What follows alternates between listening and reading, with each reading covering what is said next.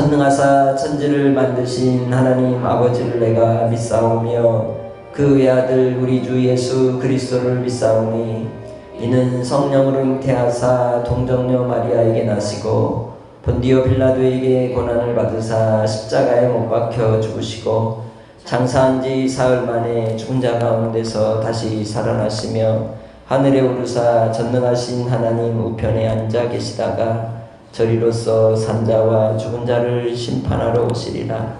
성령을 믿사오며 거룩한 공예와 성도가 서로 교통하는 것과 죄를 사하여 주시는 것과 몸이 다시 사는 것과 영원히 사는 것을 믿사옵나이다. 아멘. 하나님 말씀 요한복음 5장 30절에서 40절까지의 말씀입니다. 요한복음 5장 30절에서 40절 말씀을 같이 한 목소리로 읽겠습니다. 시작. 내가 아무것도 스스로 할 수 없노라. 듣는 대로 심판하노니 나는 나의 뜻대로 하려 하지 않고 나를 보내신 이의 뜻대로 하려 함으로 내 심판은 의로우니라. 내가 만일 나를 위하여 증언하면 내 증언은 참되지 아니하되 나를 위하여 증언하시는 이가 따로 있으니 나를 위하여 증언하시는 그 증언이 참인 줄 아노라. 너희가 요한에게 사람을 보내매 요한이 진리에 대하여 증언하였느니라. 그러나 나는 사람에게 증언을 취하지 아니하노라. 다만 이 말을 하는 것은 너희로 구원을 받게 하려 함이니라. 요한은 켜서 비추이는 등불이라. 너희가 한때 그 빛에 즐거이 있기를 원하였거니와 내게는 요한의 증거보다 더 큰 증거가 있으니 아버지께서 내게 주사 이루게 하시는 역사 곧 내가 하는 그 역사가 아버지께서 나를 보내신 것을 나를 위하여 증언하는 것이요 또한 나를 보내신 아버지께서 친히 나를 위하여 증언하셨느니라. 너희는 아무 때에도 그 음성을 듣지 못하였고 그 형상을 보지 못하였으며 그 말씀이 너희 속에 거하지 아니하니 이는 그가 보내신 이를 믿지 아니함이라. 너희가 성경에서 영생을 얻는 줄 생각하고 성경을 연구하거니와 이 성경이 곧 내게 대하여 증언하는 것이니라. 그러나 너희가 영생을 얻기 위하여 내게 오기를 원하지 아니하는도다. 아멘. 예수님께서 베데스다에 이 38년 된 이 환자를 고쳐주신 사건을 행하신 이유는 그 영혼을 구원하시기 위함도 있지만 바로 이 종교적 열심에 빠져 있었던 그러한 유대인들을 깨우치시고 궁극적으로는 바로 예수의 복음을 듣는 자들에게 구원을 주시고 하나님의 영원한 생명을 주시기 위해서 이 사건을 통해서 증언하신 겁니다. 요한복음 1장에 예수님은 바로 태초에 계신 말씀이라고 하잖아요. 그러니까 성경은요, 하나님 말씀이에요. 살아서 우리 가운데 생명을 주는 말씀이기 때문에 그 말씀이 히브리서 4장 12절에서 말씀하는 것처럼 우리의 심령과 관절과 골수를 찔러서 우리의 폐부를 살피시고 통에 자복하게 하시거든요. 그러니까 하나님 말씀을 들을 때 어떤 일이 일어나느냐? 그 심령이 깨어나서 회개케 된다는 겁니다. 그래서 우리 주님께서 우리에게 하나님 말씀을 들리실 때, 듣게 하실 때에 성령이 듣게 하시는 그 음성을 듣는 자는 먼저 회개하게 되고 애통하게 되고 하나님 앞에 엎드려 자복하게 되는 것이죠. 그것이 오늘 세례 요한을 통해서 먼저 보이신 증거라는 거죠.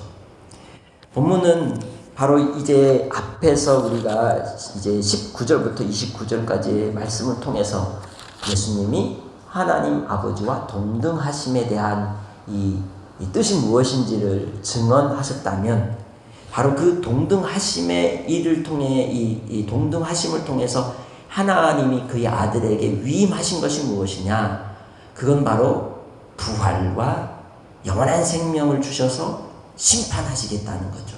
누구를 통해? 그의 아들을 통해. 근데 그 아들이 부활의 주가 되시고 심판의 주가 되시는 것을 어떻게 할 수 있느냐 이야기를 이제 30절부터 이야기하는 겁니다.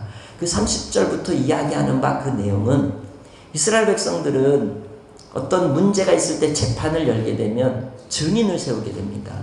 우리도 마찬가지죠. 재판을 하면 항상 어떤 피고와 원고가 있을 때 그 일에 대하여 잘잘못을 따질 때 증거를 찾는단 말이에요. 물적 증거도 있지만 사람을 통해서 증인을 세워서 그 증인의 이 증언에 따라서 문제가 되는 거죠. 그래서 하나님께서 이스라엘 백성들에게 주신 시내산의 언약 가운데 10계명으로 주신 그 언약, 이 10계명에 몇 계명이 이웃에 대하여 거짓 증거하지 말라 그랬어요?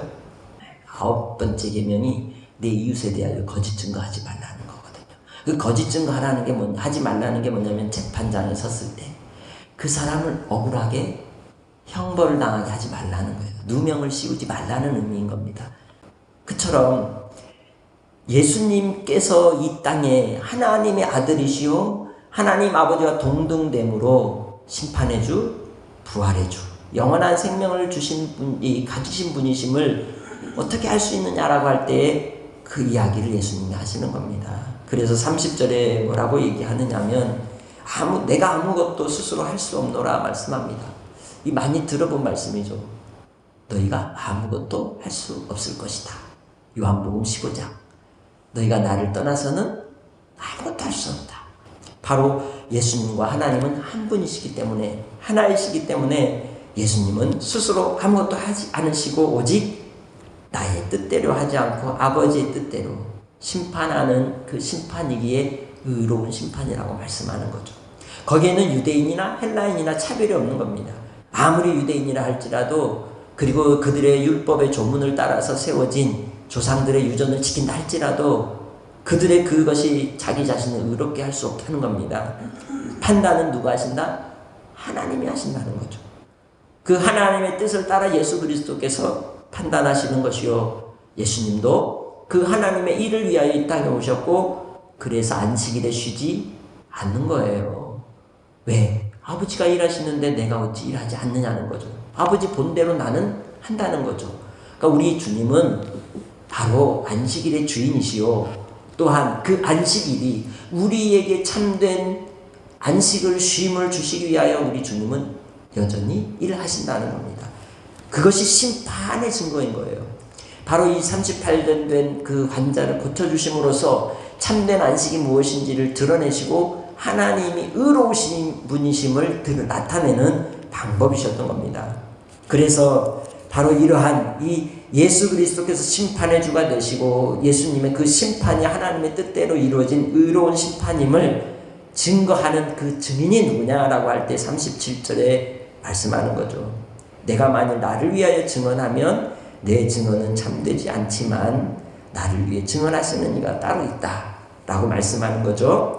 그래서 그 증언하시는 분이 누구냐라고 말할 때에 무엇보다 제일 첫 번째로 33절에 너희들이 그렇게도 인정하는 그분이다 이거죠.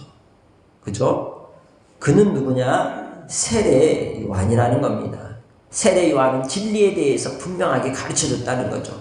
세례 요한은 무엇을 선포했습니까? 이사야서에 기록된 대로 그는 광야에 외치는 자의 소리가 되어서 그들을 죄 심판하실 그리고 그 자기 백성을 그들의 죄에서 구원하실 하나님의 아들을 증언하는 자였습니다. 그렇게 자기를 소리라고 외쳤던 것이죠. 그래서 34절에 나는 사람에게서 증언을 취하지 아니하노라 다만 이 말을 하는 것은 너희로 구원을 받게 하려 함이니라.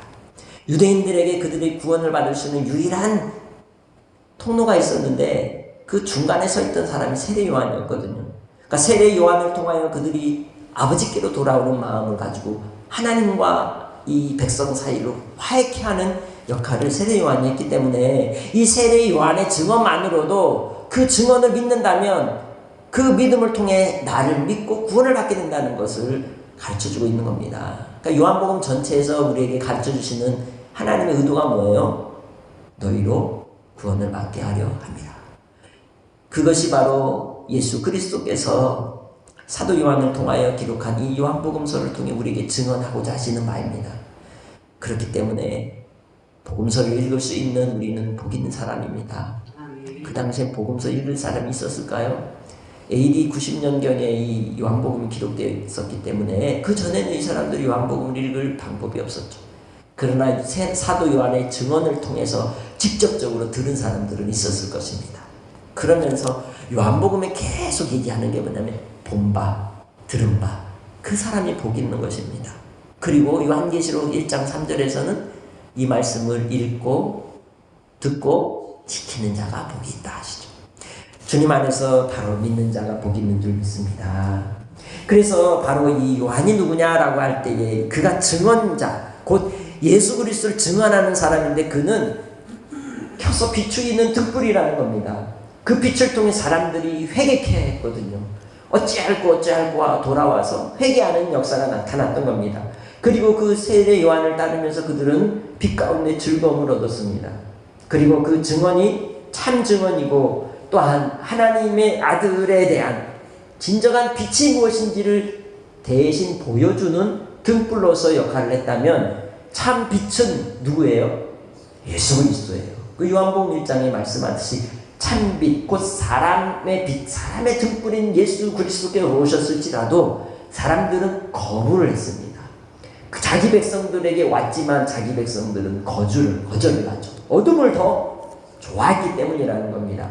그 말씀이 오늘 여기 그대로 써 있는 거죠. 36절에 내게는 요한의 증거보다 더 큰 증거가 있으니 누구? 아버지께서 내게 주사 이루게 하시는 역사, 곧 내가 하는 그 역사가 아버지께서 나를 보내신 것을 나를 위하여 증언하는 것이다. 다시 말하면 예수님께서 하나님께로부터 받아서 이루시는 그 역사를 이 유대인들이 뭐라고 자꾸만 이 얘기를 했냐면 표적을 보여주라고 했단 말이에요. 네가 하나님의 아들이, 네가 지금 하는 일들이 권위자로서의 역할이 일인지를 네가 행위를 통해 보여주라는 거죠. 사인이 뭐냐는 겁니다. 그걸 얘기하는 거죠. 그러니까 예수님이 하나님의 아들이심의 증거가 뭐냐라고 할 때 내가 하는 일이다 이 말이에요. 예수 그리스도를 통하여 가나온 인잔치를 통해서 바로 물이 포도주로 변하는 창조주의 역사가 나타나게 하셨고, 그리고 또한 이제 예루살렘 성전에서 돈 바꾸는 자들, 그리고 짐승을 통해 이제 재물을 사고 파는 자들을 보면서 뒤집어 엎으시면서 아버지의 집을 더럽힌 것에 대해서 책망하시는 그 모습 자체가 사인이라는 거예요. 그 모든 것은 어디에 이미 기록된? 구약 성경에 기록된 바들. 여호와의 열심, 하나님 아버지의 열심을 품은 그 아들이 아버지의 뜻대로 행하신 그 일들을 통해 증언을 하고 있다는 겁니다.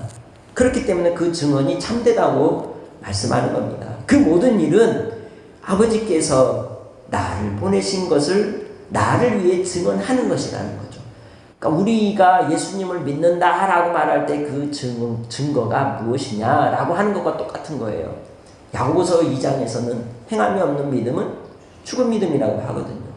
내가 예수 믿는다고 할 때 그 내가 예수 믿는다는 것에 대한 하나님 아버지 앞에 섰을 때 우리가 재판을 받잖아요. 그럼 내가 예수 믿는다는 증거가 뭐냐는 거예요. 네 증인이 뭐냐는 거예요. 네 삶의 행실이라는 거죠. 그것이 내 증인이 되는 것이고, 또 한 분은 누구냐면 우리에게 인치신 성령님. 그 성령님과 우리의 삶의 흔적, 내 삶의 행실이 결국은 내가 믿느냐 믿지 않느냐의 증인이 되는 것입니다. 마찬가지로 예수님께서 바로 이 세례 요한을 통하여 주셨던 그 증거보다 더 큰 증거를 통해서 두 번째로 주신 바는 바로 하나님의 아들이심으로써 행하시는 일들, 왕의 신하의 아들을 죽기 직전에 있던 그 아들을 말씀하심으로 살리신 것, 또한 수가성의 여인이 그렇게도 그가 사모하였던 메시아를 기다리는 그 여인을 찾아가 그에게 복음으로 구원의 은혜를 베푸시고 사마리아의 영적 부흥의 역사가 일어났던 사건, 이러한 모든 사건 속에서 바로 예수 그리스도의 증거고 표적이라는 것을 이야기하는 겁니다. 그걸 다른 말로 하면 계시예요. 계시가 뭐예요? 하나님이 하나님 되심을 보이시는 거거든요. 그 계시는 성경이에요. 그러니까 그 계시란 곧 로고스인 거죠. 요한복음 1장에서 얘기하는 태초에 말씀이 계시니라. 이 말씀이 하나님과 함께 계셨으니 곧 이 말씀이 하나님이신 것처럼 예수 그리스도가 곧 이 계시이시고 말씀이시고 하나님이시라는 걸 예수님이 지금 얘기하는 겁니다. 그래서 그렇게 증언함에도 불구하고 37절에 읽어볼까요? 시작. 또한 나를 보내신 아버지께서 친히 나를 위하여 증언하셨느니라. 너희는 아무 때에도 그 음성을 듣지 못하였고 그 형상을 보지 못하였으며. 그러니까 이 말씀은요, 지금 어디를 지금 설명하는 것과 똑같냐면 요한복음 1장을 예수님 설명하는 것과 똑같아요. 예수 그리스도 안에 요한복음 1장 14절에 예수 그리스도 안에 뭐가 있어요? 본체의 형상이신 하나님의 형상이 나타나서 그에는 은혜와 진리가 충만함이 그대로 나타나거든요. 그걸 통해서 하나님의 형상을 보게 되고 또 그 음성을 듣게 되고 예수 그리스도께서 하시는 말씀이고 누구의 말씀인데? 하나님 아버지의 말씀인데 그들은 듣지를 못하는 거예요. 들을 귀가 없는 것이죠. 왜? 38절에 얘기합니다. 시작. 그 말씀이 너희 속에 거하지 아니하니 이는 그가 보내신 이를 믿지 아니함이라. 불쌍하게도 성경을 구약을 받은 사람들인데 구약을 기록한 사람들인데 그들을 일컬어 주님이 말씀하기를 말씀이 너희 속에 없다고 말하잖아요. 믿음이 아니면 말씀이 우리 안에 있을 수 없다는 겁니다. 요한복음 1장으로 우리 가봅시다.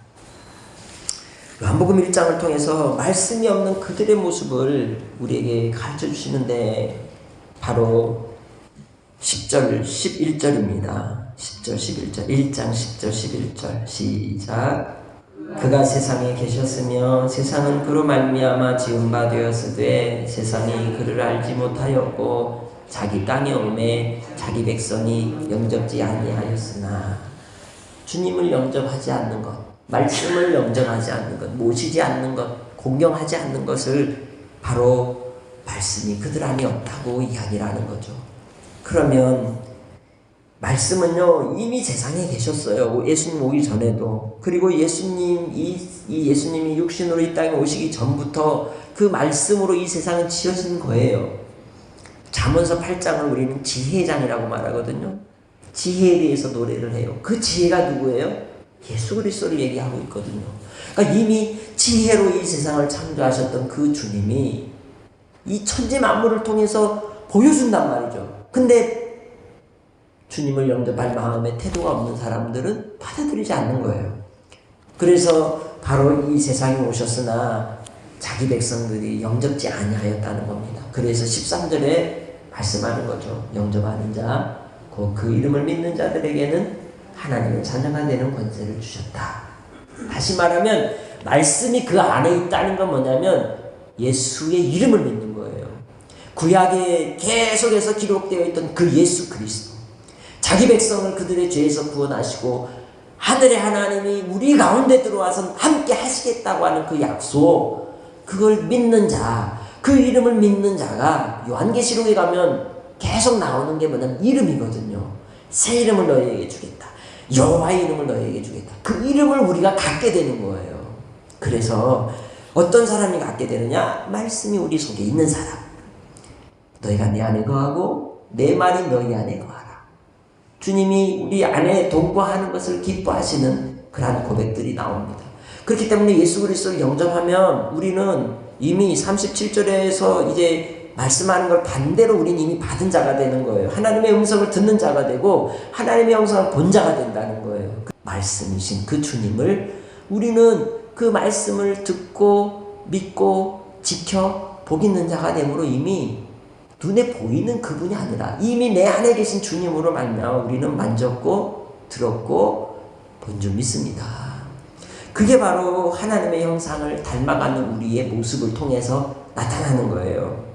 그렇기 때문에 이제 그 말씀이 그 속에 있지 않는 자들은 결국 주님을 믿지 않는 자라고 38절 후반절에 이야기합니다.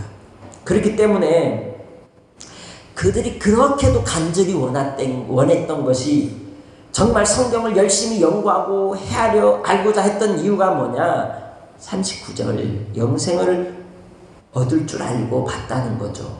그죠? 구약 성경을 열심히 연구한 이유는 영생 때문이에요. 다른 말로 하면 하나님 나라, 이스라엘 백성들을 통해서 광야를 지나 가나안으로 들어가게 하셨을 때 가나안을 통해서 자기 백성들이 주고자 하셨던 그 나라는 하나님 나라의 모델이었단 말이에요. 그렇기 때문에 그 하나님의 나라, 그 하늘의 기업을 얻는 영생을 성경을 통해서 얻고자 그렇게 간절히 연구하고 상고했지만 그 표적이 예수인데, 그죠? 성경도 예수 그리스도를 보여주는 표적인데, 사인인데, 그럼에도 불구하고 그들은 그 주님이 왔는데 오지 않았다는 거예요. 가까이 가지 않는 거죠. 원하지 않는다는 겁니다. 왜 그렇겠습니까? 자기 어둠이 드러날까, 자기 죄악에 자기 추함이 드러날까 하여 숨기고자 하는 것입니다. 이 세상의 모든 사람들을 보십시오. 예수를 믿는 사람이나 믿지 않는 사람이나 누군가가 나에 대해서 어떤 일을 지적하면 마음을 추스리고 고개를 숙이기보단 어때요? 더 목을 핏대를 세우면서 더 크게 언제 내가 그랬냐고 부인 먼저 하는 것을 보지 않습니까? 이 세상 사람들이 다 그렇습니다. 누구 이유로? 아담과 하와가 선악과 따먹은 뒤에 아담은 누구 핑계대고 하와 핑계대고, 하와는 누구 핑계대고 뱀 핑계대고, 그렇게 핑계대는 인생이 좀 많았어요. 그게 원죄의 흔적인 것입니다.